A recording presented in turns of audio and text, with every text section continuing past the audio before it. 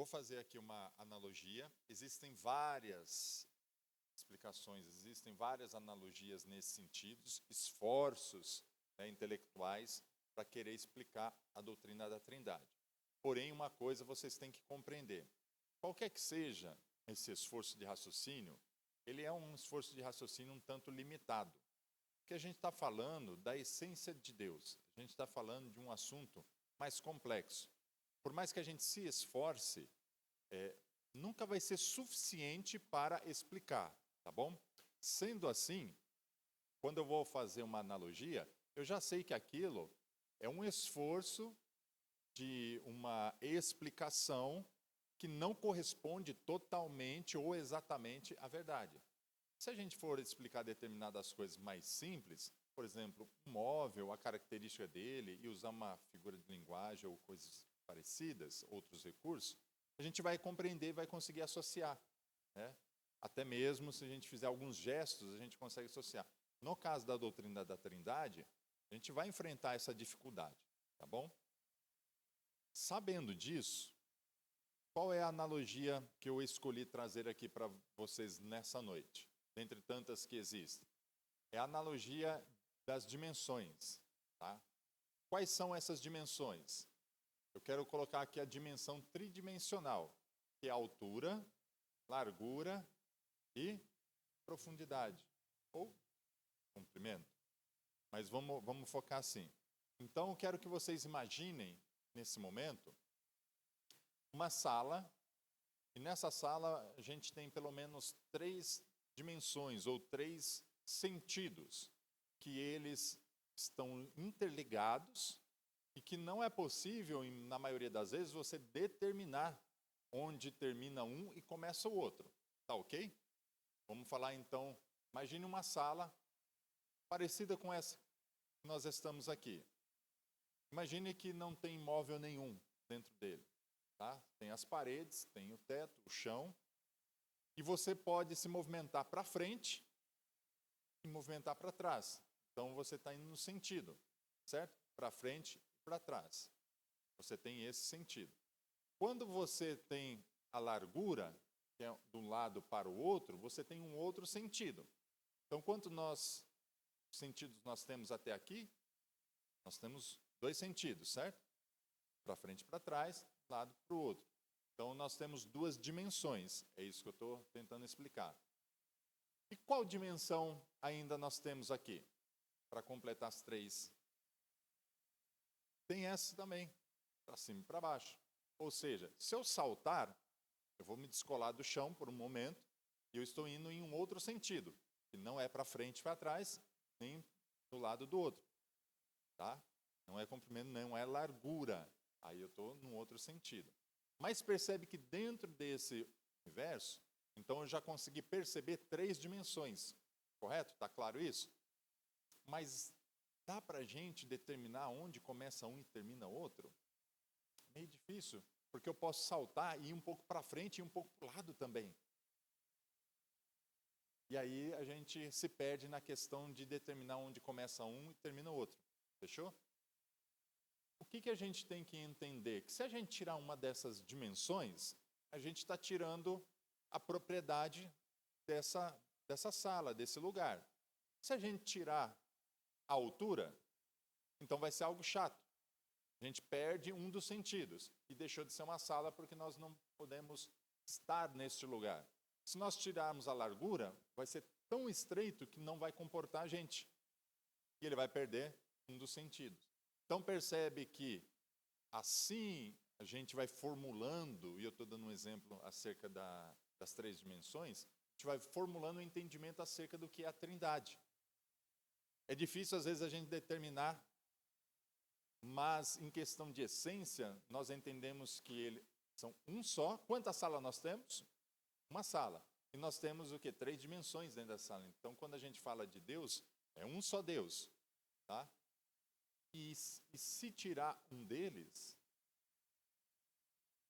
no nosso raciocínio, não é o Deus da forma completa como nós, então, o compreendemos. Tá certo? Não dá para separar. Não dá para separar, não dá para fazer uma análise assim. Vou tirar uma dimensão, vou tirar o Pai, do Filho e Espírito. Não dá, não é possível. Não dá para tirar o Filho do Pai e do Espírito. Não dá para tirar o Espírito do Pai e do Filho. Não dá para fazer essa divisão, essa separação, assim como a tridimensão dessa sala que eu acabei de explicar. Ficou claro, gente? Analogia, uma forma de tentar explicar da doutrina que nós vamos falar, tá certo?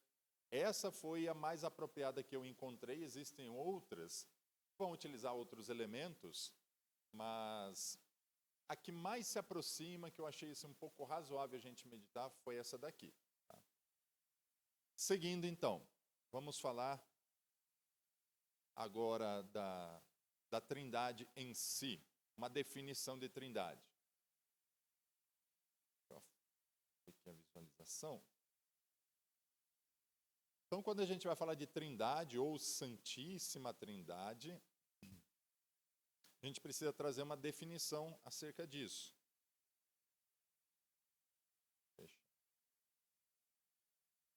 Opa. Agora a visualização foi excelente. Então, a Santíssima Trindade é a doutrina cristã, é uma doutrina cristã que afirma a existência de um Deus único em três pessoas distintas. Quais são as pessoas? Exatamente, Pai, Filho e Espírito Santo. Tá? Então a gente já entendeu que é uma doutrina cristã que vai falar dessas três pessoas. Eu quero colocar agora aqui, dos aspectos principais dessa doutrina, 5 aspectos principais que vão fazer parte da essência dessa doutrina. Isso que eu vou falar agora, esses 5 pontos, não está dessa forma no livro, você não vai encontrar no livro. E seria bom, se você gosta de anotar isso que eu vou falar agora. Mas se não quiser anotar agora, prestar atenção, eu vou liberar o material depois, vocês vão conseguir ter acesso. Mas preste atenção, primeiro ponto dessa doutrina, primeiro aspecto, afirma que existe um único Deus. Ponto. Essa doutrina, ela é monoteísta, tá? Existe um único Deus. Segundo aspecto, existe Deus único, este Deus único, existe eternamente em 3 pessoas. Primeiro ponto, aspecto, é um só Deus. Este Deus, ele existe eternamente em 3 pessoas, Pai, o Filho e o Espírito Santo. Terceiro aspecto, cada pessoa é plenamente Deus, é totalmente Deus. Nenhuma dessas 3 pessoas é menos Deus, tá? Todas elas são Deus de forma plena e eles compartilham a mesma essência. Os 3 fazem parte da mesma essência. Quarto aspecto, as 3 pessoas são coeternas e coiguais. Estou reforçando aqui, elas fazem parte da mesma essência, elas são eternas da mesma forma, elas são iguais da mesma maneira.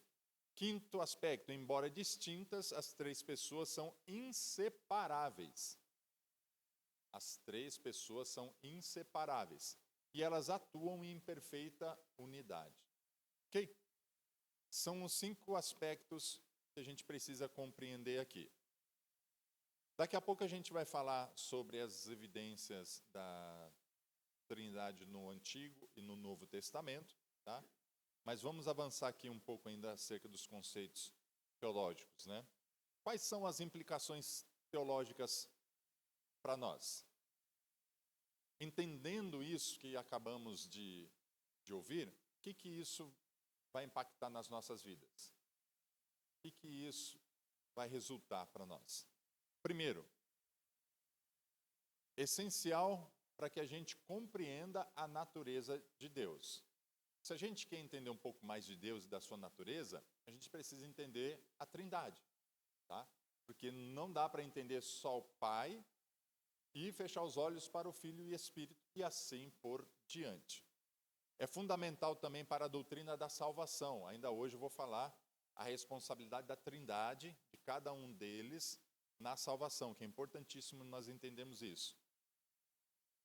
E que a Trindade, como ela é a base para o entendimento da revelação divina. Tá? Tem alguma dificuldade com relação a essa doutrina? Tem alguma dificuldade? Não tem? Então você já aprendeu tudo.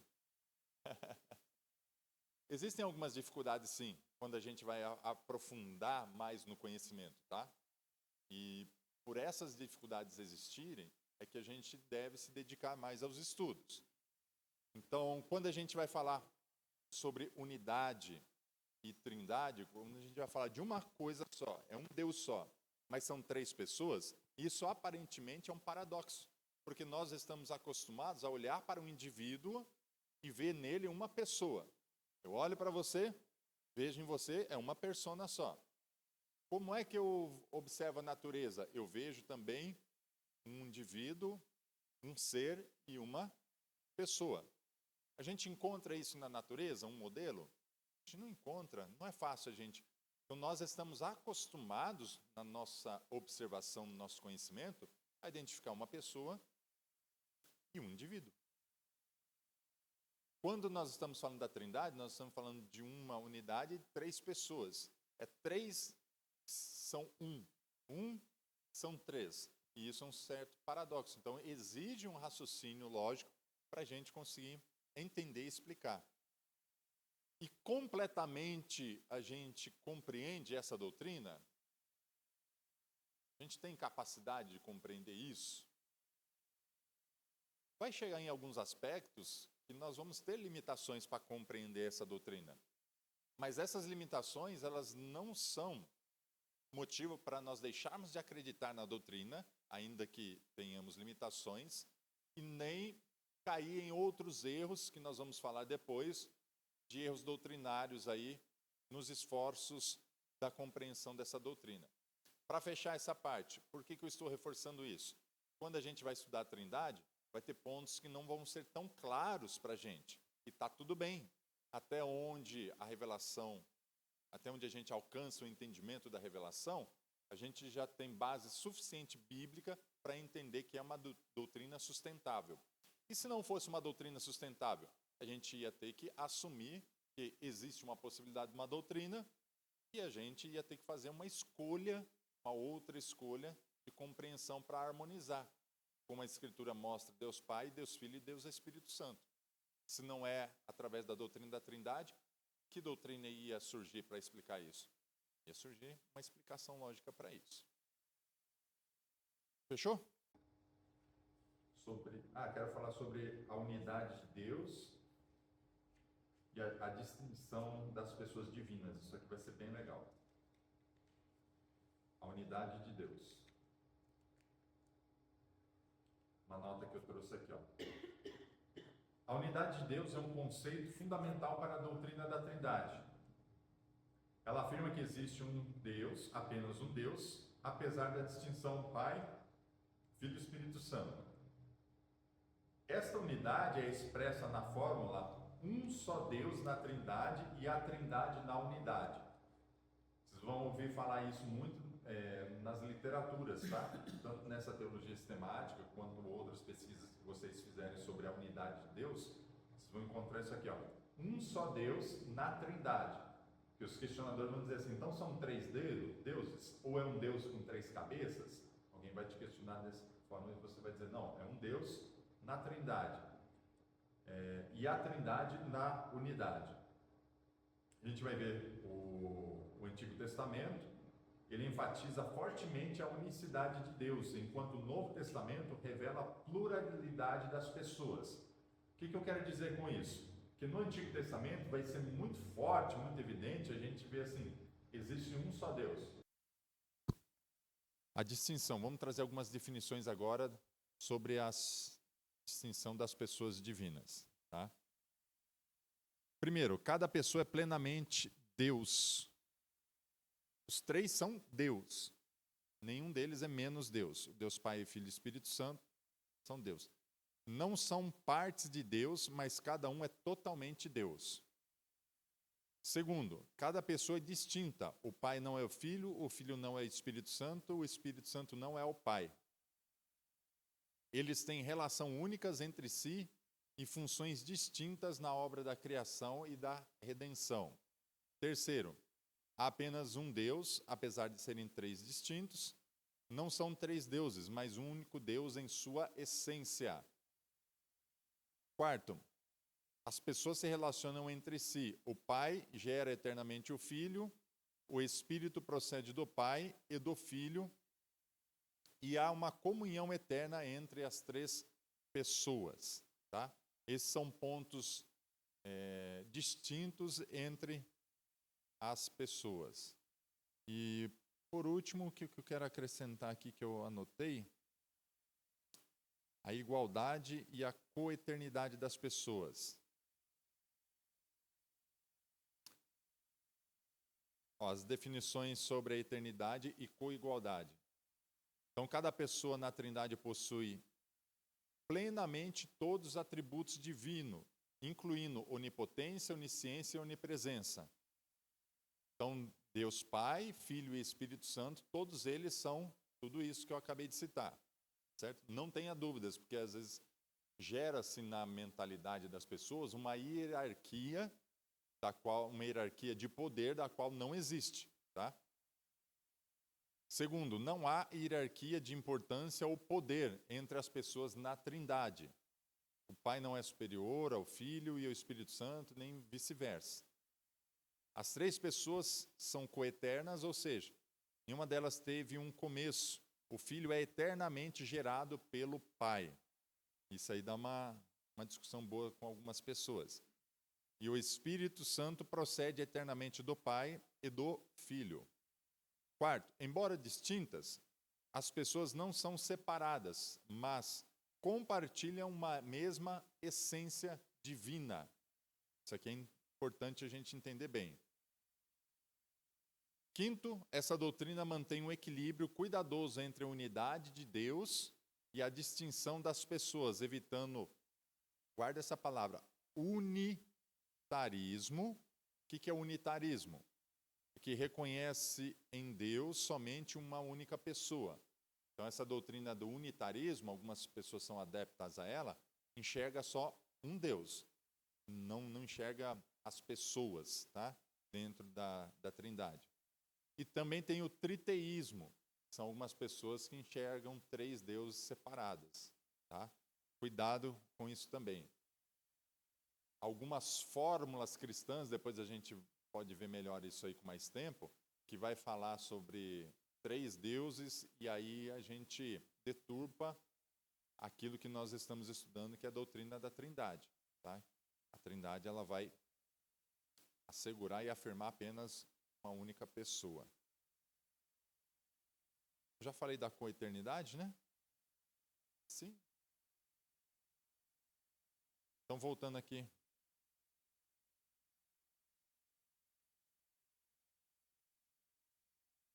Vamos para as evidências bíblicas, a Trindade no Antigo Testamento. Pessoal, até aqui tá ok? Beleza, vamos avançar aqui então.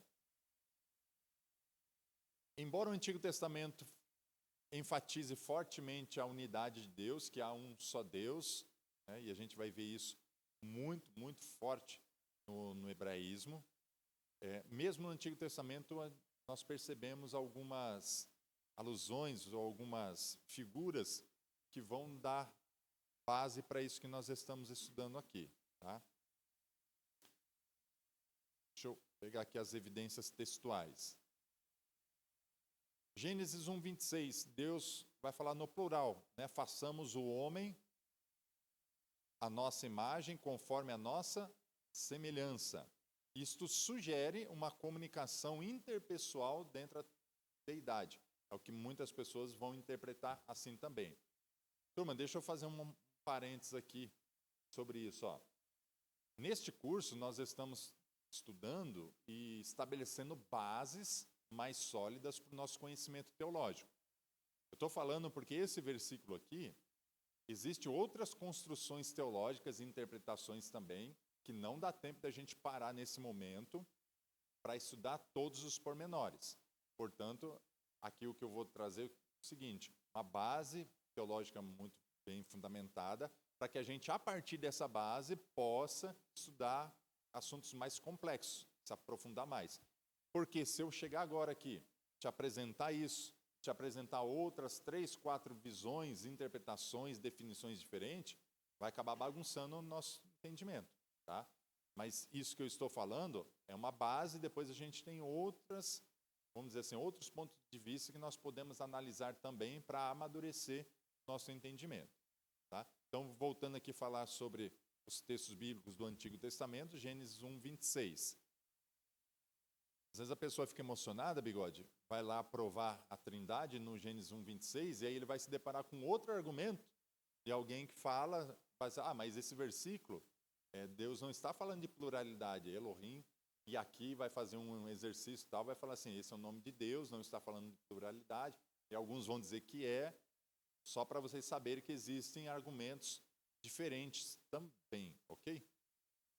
Segundo, o anjo do Senhor em várias passagens, né? Não aparece lá o anjo do Senhor, que é manifestado como uma divindade também. Aí a gente tem Gênesis 16, 7, capítulo 18, versículo 1 ao 21, capítulo 19, do versículo 1 ao 28, capítulo 32, há menções do anjo do Senhor, que é ao mesmo tempo distinguido de Javé. Javé, falando aqui o nome de Deus, tá? Nosso curso, vou adotar esse nome aqui, algumas Bíblias também fazem essa tradução. Algumas Bíblias vão escrever Senhor, com todas as letras maiúsculas. Em hebraico vai ter o tetragrama. Algumas Bíblias vão traduzir por Jeová. Uma palavra mais aproximada seria Javé. Então, ao mesmo tempo distinguido de Javé, identificado com ele. É o vizinho?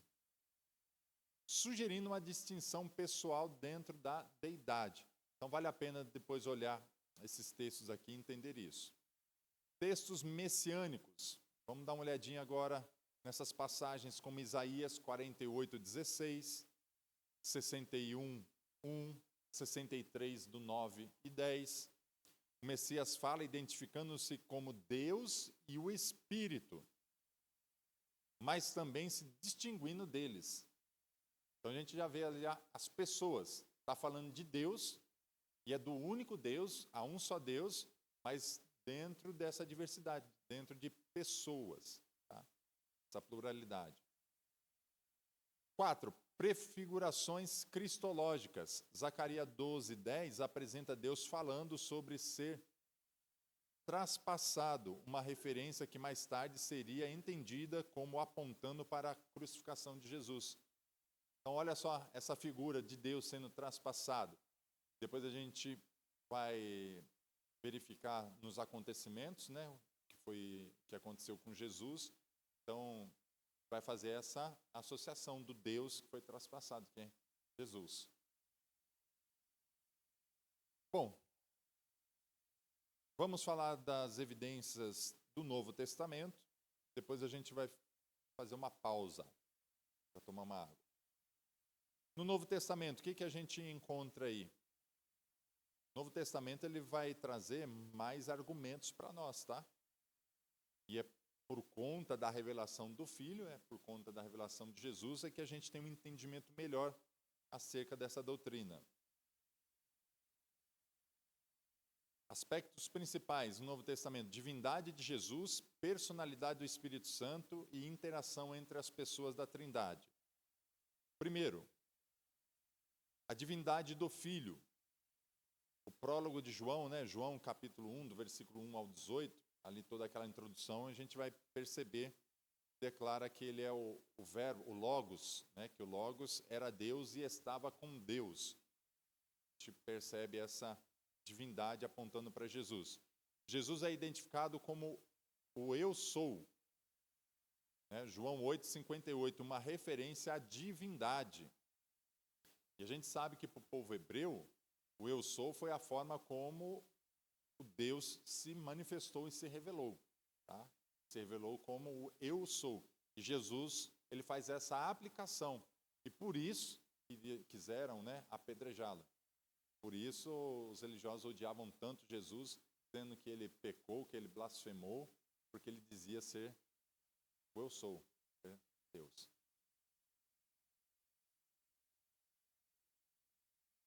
Dois, divindade do Espírito Santo. O Espírito Santo é chamado de Senhor e Deus.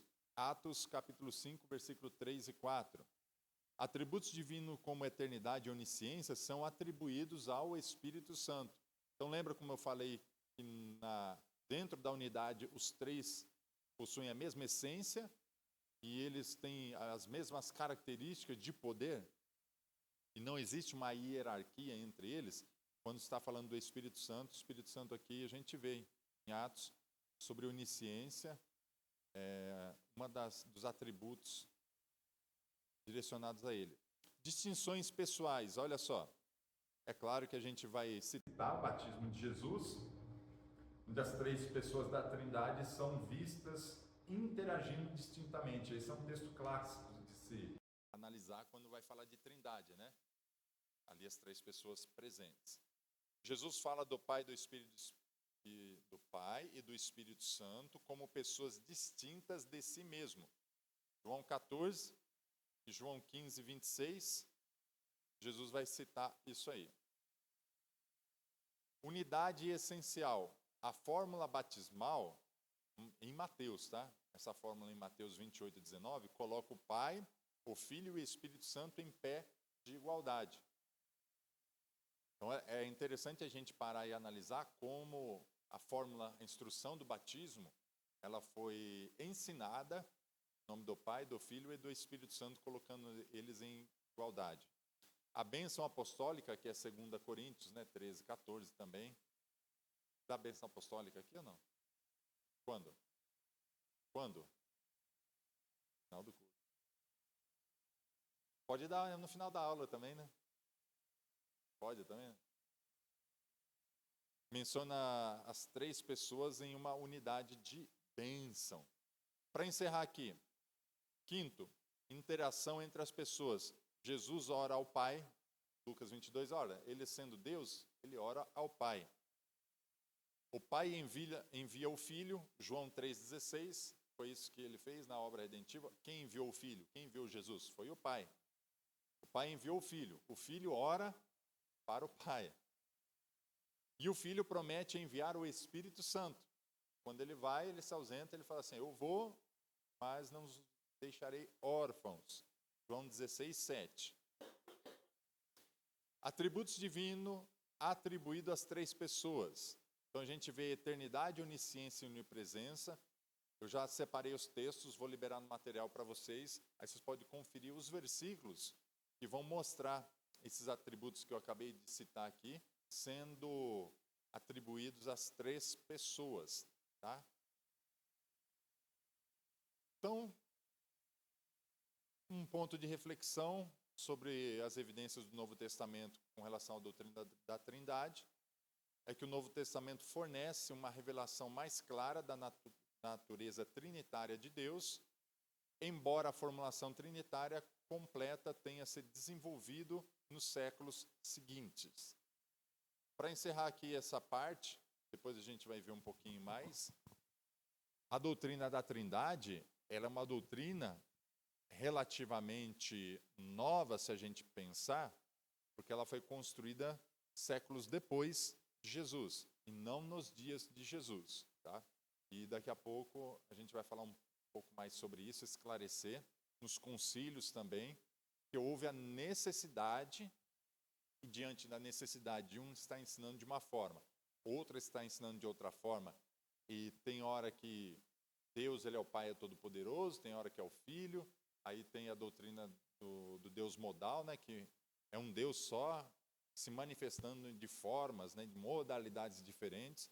Então, para conseguir explicar tudo isso e harmonizar tudo isso, séculos depois, nos concílios, essa doutrina ela foi formulada, foi compreendida e ela é ensinada até os dias de hoje. Nós estamos reunidos aqui pensando e refletindo e entendendo sobre isso, tá? Vamos fazer uma pausa de 10 minutinhos, a gente volta para dar continuidade então, e vamos falar sobre a formulação histórica dessa doutrina, as tentativas fracassadas de explicar a Trindade, e vamos falar também sobre a Trindade e a doutrina da salvação, que vai ser bem legal essa última parte aqui, entender a salvação a partir da perspectiva trinitária. Bora lá?